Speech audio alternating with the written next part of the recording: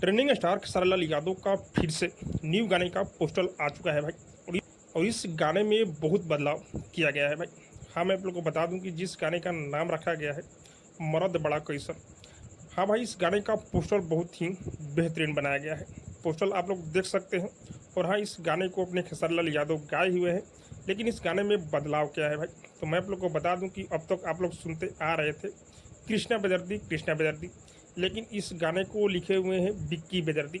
New बेदर्दी आए हुए हैं, देखते हैं कि कैसा गाना लिखे हुए हैं। कुछ तो अलग लिखे ही होंगे भाई। और इस गाने में म्यूजिक वहीं आर्या शर्मा का है। पोस्टर पर कमिंग सून लिखा गया है।